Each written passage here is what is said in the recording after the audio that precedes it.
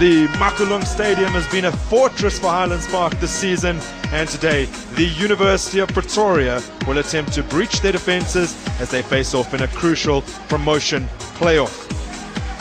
The last time we were at this venue in Tembisa, the Highlands Park faithful, including the little son of Rudy Isaacs up there, one of the centre halves for the home team today, they came out in their numbers in droves to watch their side demolish AmaZulu on the final day of the league season.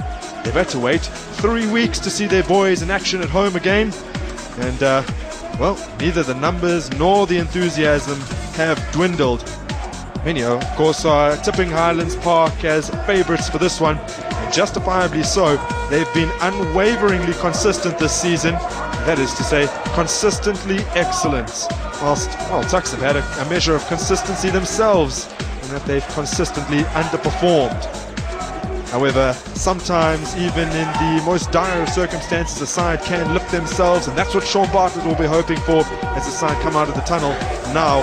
They can certainly take heart from the fact that last season, John here, and now the game today at the Makulung Stadium, that's what matters. He did say that the stats are for the media, for us to talk about. Actually, he's giving us a nice talk intro about there. Very well, Sean, definitely. Yeah, so he's right. You know, as a young coach who's coming up, he knows that the stats are for the media, and the 90 minutes that you're going to be playing, it's the vital one. Well, game underway. The away side, the University of Pretoria, kicking things off. They are going from left to right in their away strip, white. Whilst Highlands Park come forward here in their characteristic red. It's going to be a very nice game, Grant. We see both coaches going for the 4-4-2 formation, which is the step. He was good last time out. One of the men who came up from defence for the set pieces and had a little bit of success without finding the back of the net. That, of course, against Bombela. Oh yes, in Tomba, Tate, with deadly with those. Isaacs going up, you see Mbala going up. It's a set piece. They're relying on the set pieces. As we saw in Bombela, they scored 3 of them. A big run up here. They had a tester minutes ago. Will they execute it better this time? In at the near post, flicked on. Now, whether that was intended for the back of the net or for another player, not entirely sure, as Kebede hacks it upfield, but they're getting closer. Those throw-ins could prove very dangerous as the match wears on. Let me tell you, Grant, it's gonna be set pieces galore. Even that throw-in to Highlands Park, it's a set piece already, because you know that Ryan can throw them in the box to Dominique, just to flick to Rudy. Excuse me. Well, speaking of set pieces, a corner now was won by Jose Guazia. Delivered in, Kutsia flapped at it, but did make a connection, a necessary connection. And Harold Ping has to just knock that one behind under plenty of pressure. You can see clearly the intention of Highlands Park is to wrap this game up early, get an early goal. Comes into the back post and cleared away. Well, if they do get an early goal, expect them to shut up shop. And we know that they can do that, especially at home. They've only conceded 8 times in the league. That's 15 games, 8 goals conceded, so they are very tight at the back. And let me tell you the interesting facts. Jermaine Christian, in all set pieces, he attacks the far post, and Dominique Rudy Isaacs attacks the first post. So you can see that it's the well planned. The coach has done it so well at practice, and the boys are utilizing it very well. That hopeful cross. Oh, Kadede and Nyondo, the box as quick as possible, because we're gonna see the likes of Musadi and also Zwani clipping those balls in the box just to unsettle Highlands. Well, that was a fantastic tackle from Jermaine Christian on Musadi.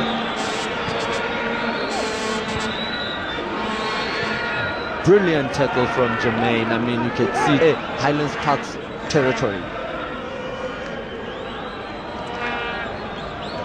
When Sean Bartlett was talking to our colleague Tata Moeng prior to the game, I picked up on something. I wasn't saying it explicitly, but basically hinting that whilst no one's really giving them a chance here to come and try and get 1 goal or 2 goals for sure, so they can survive, they can protect their status of the PSL.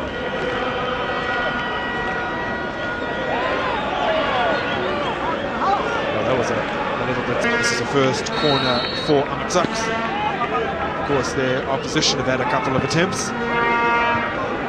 Wasn't bad, and comes out to the edge of the area. Zwane then headed away. You could see the mentality of Highlands Park. All the players were in the box for that corner. Looked in again.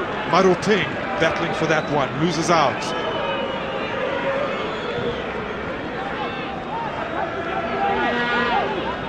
Kipere was looking for it, but they have to go all the way back here to Tombaya Teti.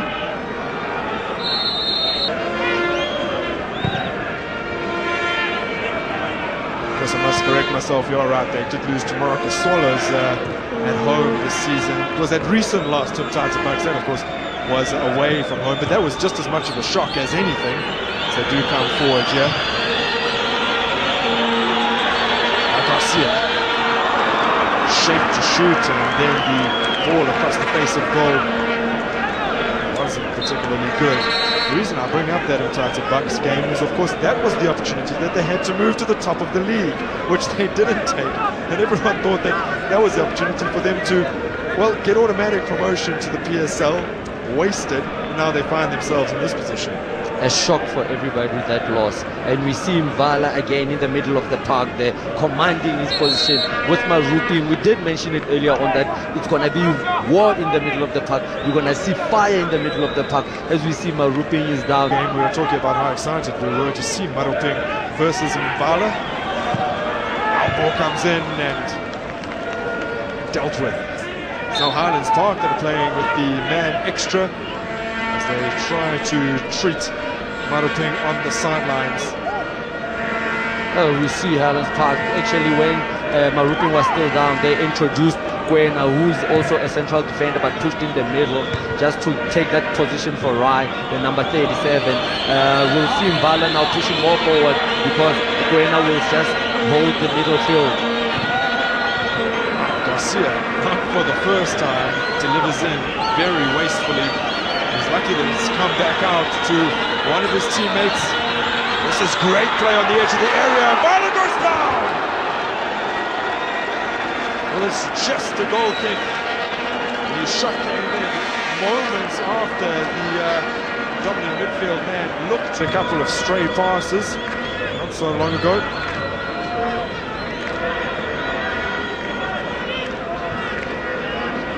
One of the notable absentees, of course, from Amataks, that would be Thabo Lemane.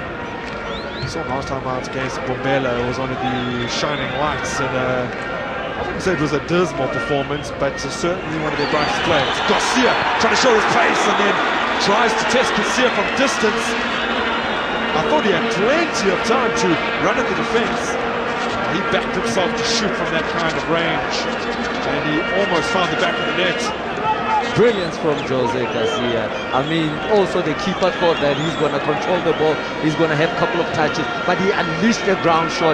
But Kutsia, what a save. We saw him again against Mbombela. He was the man who was keeping Tuks into the game. He did well with the save. That cross is just not quite good enough. Good communication from Kapini. He told Rudy that keeper's ball, and Rudy just left it. So you could see the communication was up to par.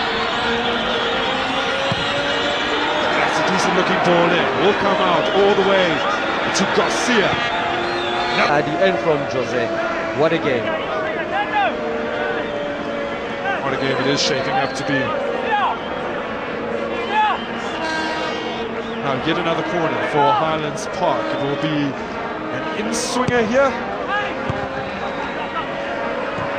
Comes out. That's not good enough, but the second shot Kutsia picks up. I want to see that one in the highlight reel.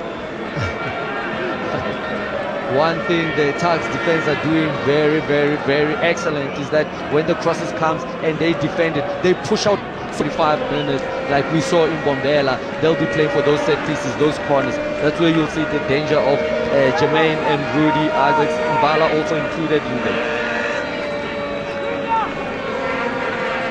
Wasteful on the far side, in front of plenty of fans too.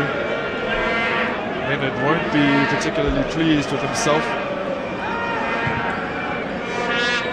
We've almost reached the 40-minute mark in this game. If you're just joining us, Highlands Park and the University of Pretoria are still deadlocked.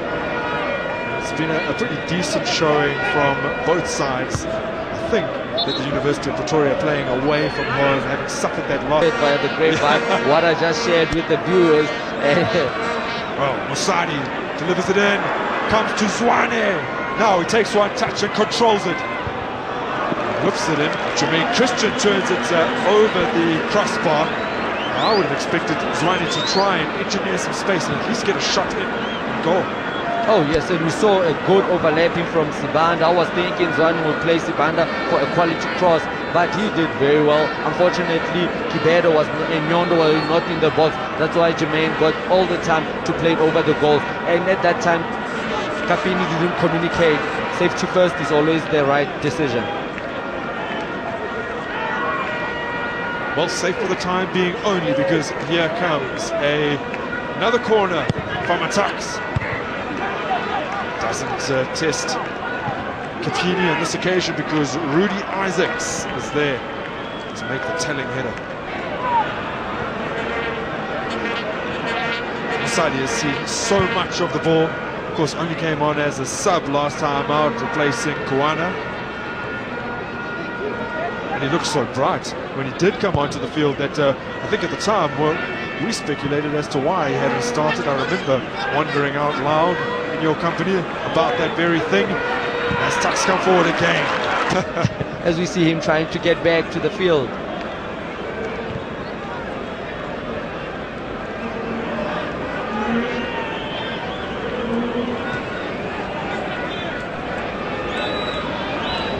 I was actually mentioning that the leg goes numb, you know, it gets cold in that air, the whole thigh gets cold. I was just waiting for you to clarify, of course. I don't know what were you thinking, Mr. Bassett.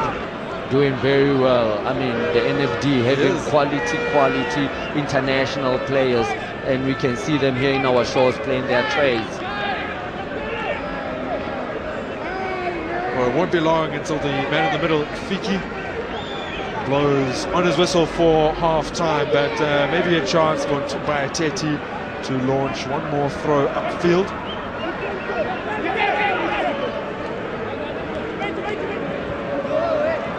We were mentioning excellent from Fiki, the referee, and his two assistants. They did very well in this. Maybe a chance to break the deadlock just before the half-time break. If Kibede had got something on that, well, they could have gone into their half-time team talk. Sean Bartlett would have had some very different things to say. Nyondo again. Musadi. We've gone past the 51st minute. And eventually, referee Mfiki brings an end to this first shots as well, shared between the two sides. Highlands Park, they've only had 3. They've got 2 on target. Tuks have managed 2 on target as well. Nothing has struck the back of the net as of yet. Like I said earlier on, it's going to be very interesting to see which coach is going to come up with a different strategy, because the plan A for both coaches didn't work in the first half. It's going to be interesting to see in the second half. Highlands on the offensive early through Boke, the man from DRC. So they've won a corner here. This is the story of the first half. They won a few corners early in the opening minutes, and now they have another opportunity. It's delivered in flat and low. It wasn't a good delivery at all. Matibe got another chance to just loft it into the box, and now Tuks cannot clear their lines. Eventually, Tombai Ateti says enough is enough. Hacks it clear. What I noticed there from Kutsia when Matibe was about to play that ball is the sign is going to be in his eyes when the corner kick is taken from this left side. I wish he can just indicate to someone that I need a cap, because that sign, even if you look at him now, he's raising his arm, the sign is in his eyes. Boke delivered the ball in, and then it was flicked on by Mothibe. Didn't come out to limits of the second stanza, not quite up to scratch. Oh yes, you know, we're expecting to see quality crosses from Zwane and Musadi from the other side. But again, I wish Tuks would have added numbers in the box. Oh, Kibede did really well. We saw him come deep on a number of occasions in the first half. Did so again. Tackling back, winning that ball, then trying to slip it through for strike partner Nyondo. Just didn't have enough pace on that ball. Oh, Leonard goes in long. With those dangerous crosses from Saudi and Zwane, would like to see Katejera pushing up and helping Nyondo and Kibede adding numbers in the box. It will give them an advantage in the box to compete and try to get a goal. The one who's going to score the goal here is going to look like certainly is going to be the one to take it home. Well, that's the feeling here, Lucky, as another ball comes in. Might make its way through to Zwane. It doesn't. That's cleverly done by Leonard. He's alert and in communication with Kapini and just turns it back to him. But you feel as though one goal for either side might be enough. Oh yes, you know, the communication between Kapini and his back four, it is what has instrumented the outcome of them being in the playoffs this far. It has been excellent, the communication between the three. Quinn didn't like that option that was available to him, so found a new one. Almost comes through here to Borke. Tetwa, the man who intervenes. Let me tell you what interesting thing has happened with Coach Alan Freeze. He dropped Mothibe in the middle and Borke is alone up front. So now Mothibe is playing those dangerous balls to Borke. But once again, lack of players in the box for Highlands Park also, because Mothibe has dropped into the middle. Zwane with good work. Great tackle there, Gwena. Leonard finds Mothibe, who goes back to Gwena. I think that they're just trying to put some passes together because it was a little bit scrappy from both sides, neither able to hold on to it for any sustained period of time. Now it's Highlands Park, who are looking quite bright. They win themselves a corner. Tombe Aitete having to use his experience there, use his hand just to unsettle Jose, because we know with his pace he can cross a whole lot of problems, and those quality crosses have been pinning in the box.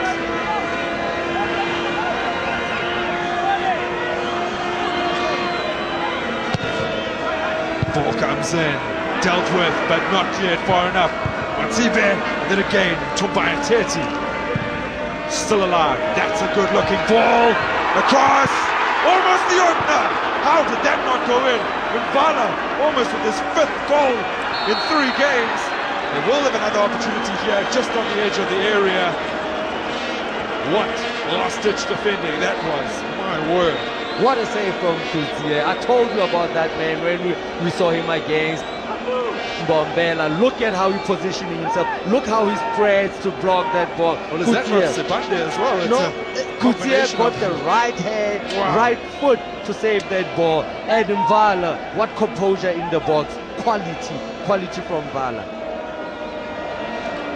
Well, it will be of the utmost importance. And they could basically claim it right then and there. It could be done and dusted as early as Wednesday. Oh yes, on Wednesday we could see Highlands Park securing that pressure player. You ran a lot in the first half and you're running out of steam. With that free kick, he was sealing his departure. And with him, I would be proud of myself if I was him. He knew that he was going to be withdrawn. He knew that he had to do...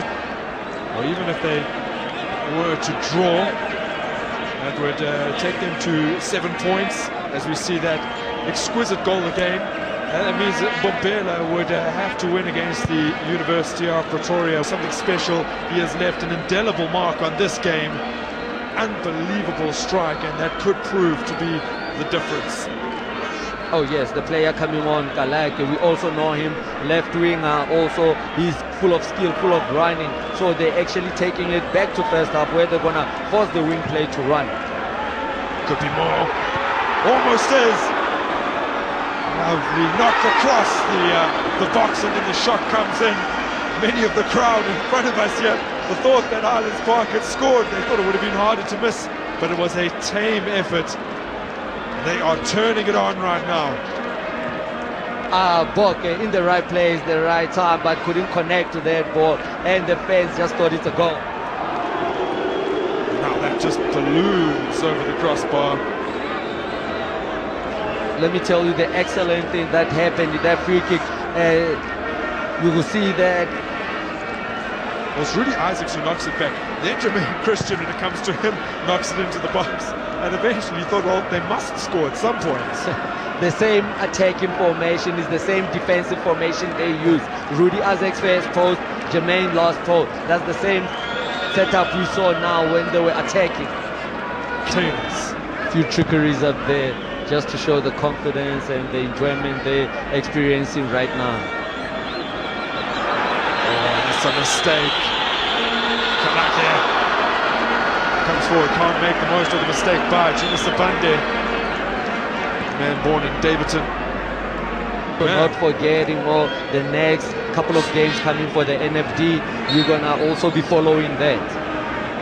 Every Euro game live on your World of Champions. Of course, we will bring you after this the remaining 3 playoff games. We spoke about the one that's going to happen midweek.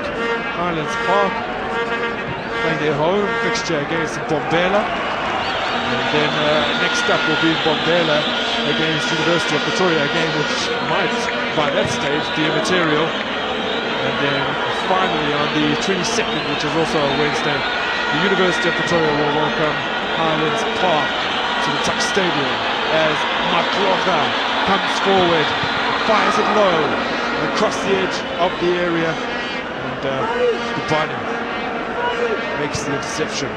Let me tell you, Grant, a man who's been going with his duties. Atmosphere here, and what better to accompany a party than a few selfies, just so that their friends know, I was here when Highlands Park won against Amatax. It isn't a foregone conclusion right now, but the fans, the faithful of this Tembisa-based side will believe that they are going to win this. Namatlocha, it's not a good cross.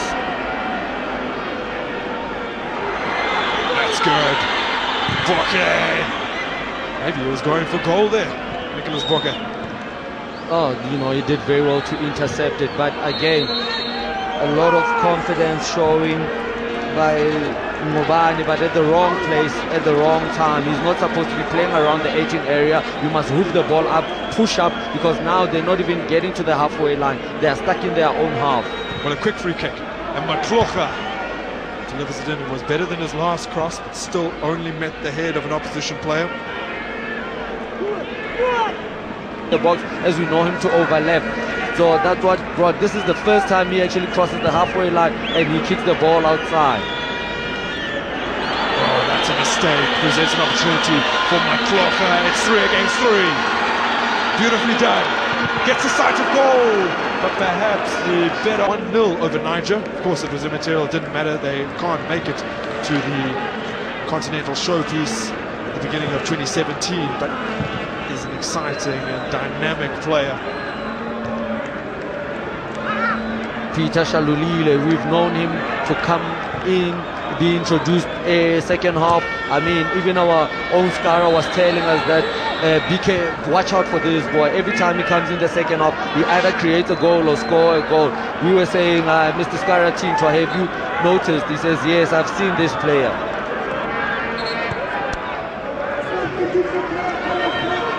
It's happening now, and the man to be withdrawn is Nicholas Bokke. He's made quite a decent contribution in this game, and now gets a chance to rest his tired legs. It's a little unhappy to be coming off, but Shalulile